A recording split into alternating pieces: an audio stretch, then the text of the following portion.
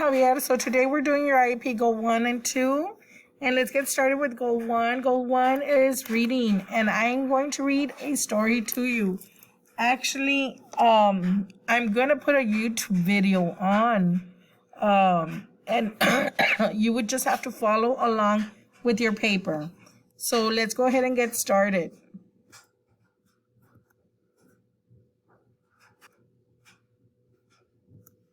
Do you ever worry about what other people think of you? Today, we're going to meet Camilla Cream. Camilla worried a lot about what other people thought of her, and her body reacted to those thoughts in the strangest way. Let's find out exactly what happened as we read A Bad Case of Stripes. If you have a copy, go get it so you can read along with me.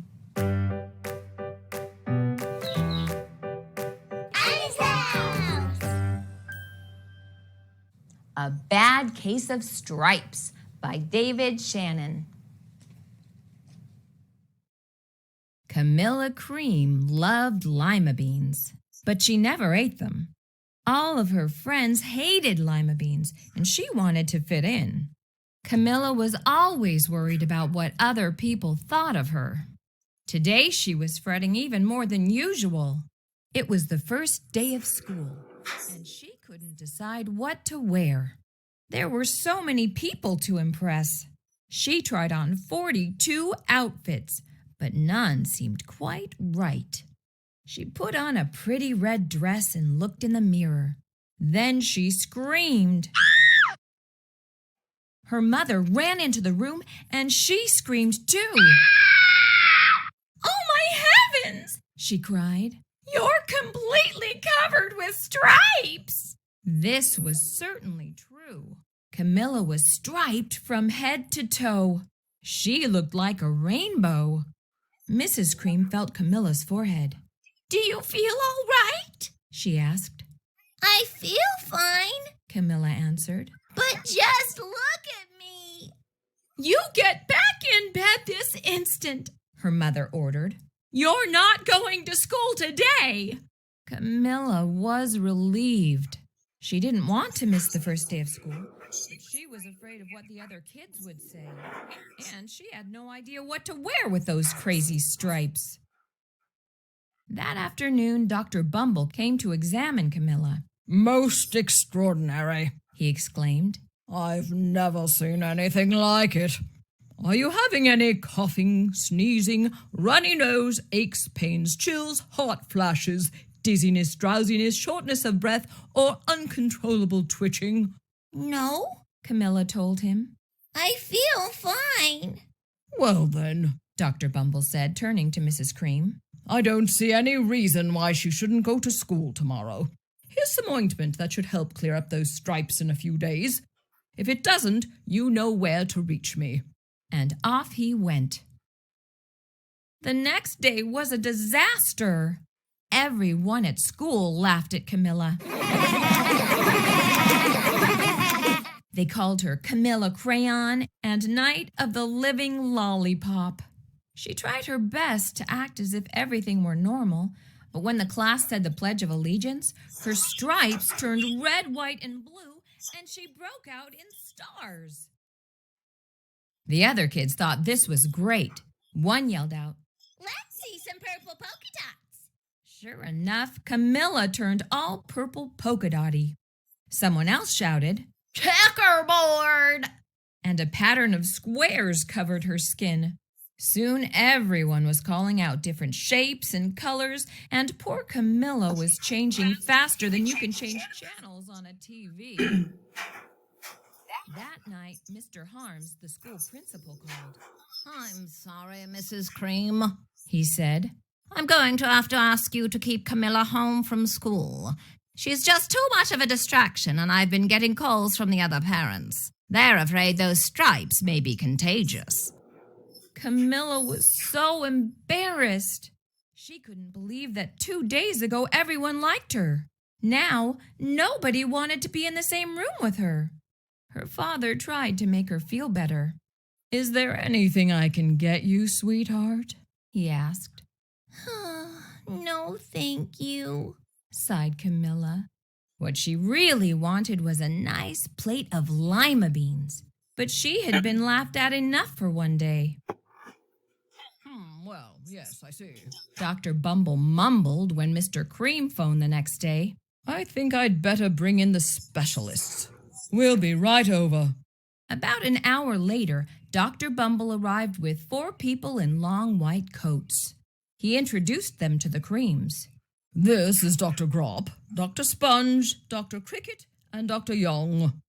Then the specialists went to work on Camilla. They squeezed and jabbed, tapped and tested. It was very uncomfortable. Well, it's not the mumps, concluded Dr. Grop. Or the measles, Said Dr. Sponge. Definitely not chicken pox. Put in Dr. Cricket. Or sunburn. Said Dr. Young. Try these, said the specialists.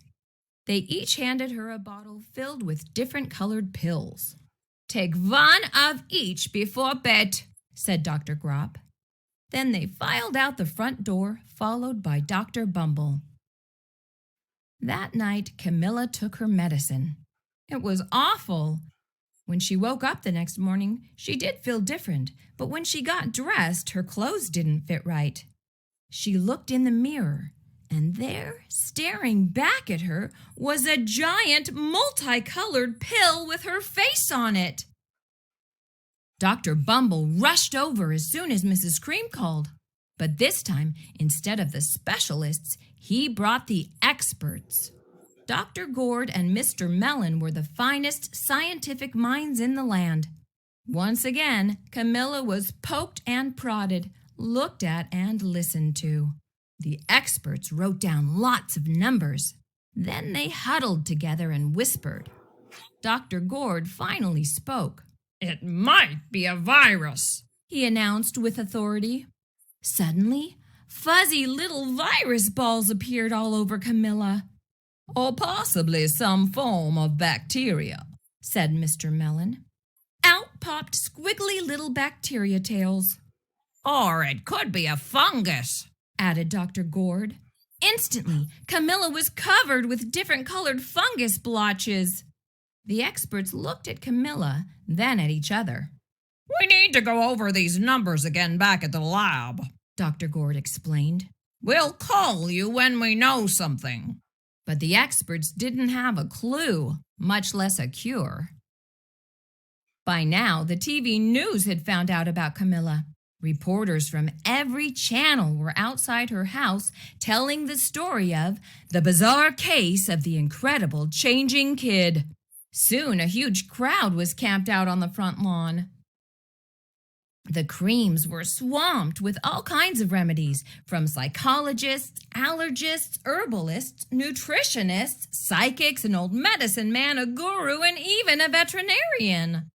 Each so-called cure only added to poor Camilla's strange appearance until it was hard to even recognize her.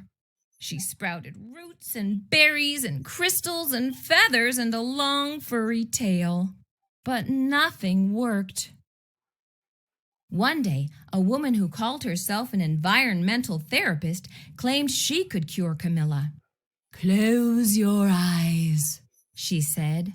"Breathe deeply and become one with your room." I wish you hadn't said that. Camilla groaned. Slowly, she started to melt into the walls of her room. Her bed became her mouth. Her nose was a dresser, and 2 paintings were her eyes. The therapist screamed and ran from the house.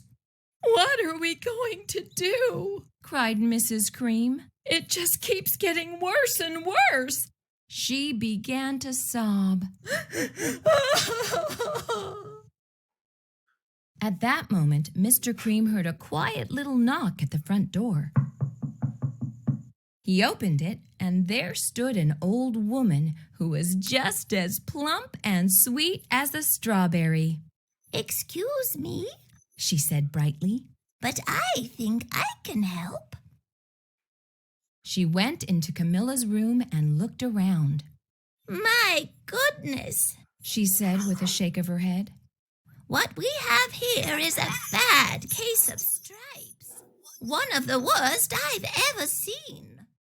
She pulled a container of small green beans from her bag. Here, She said, these might do the trick. Are those magic beans?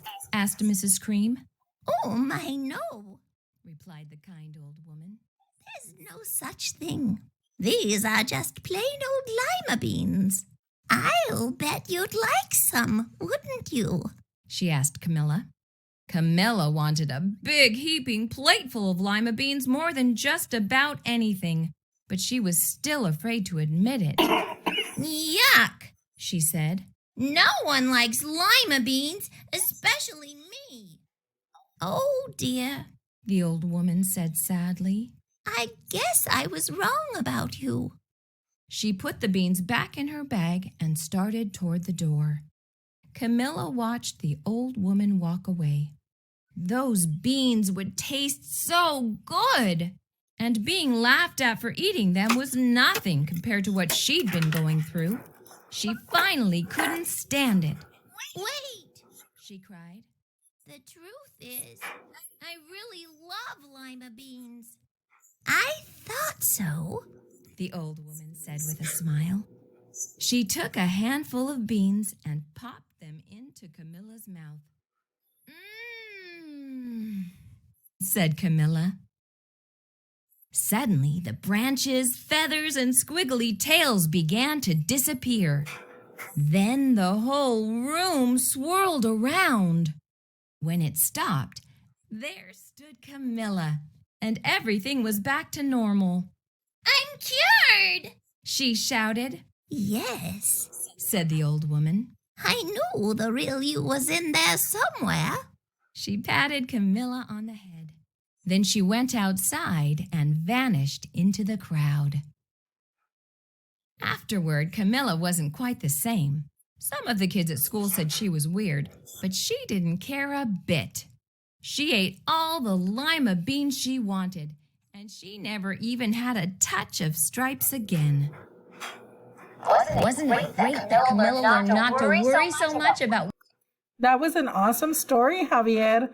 Now we will go to goal number 2. Okay, Javier, this is goal number 2, and it's also reading.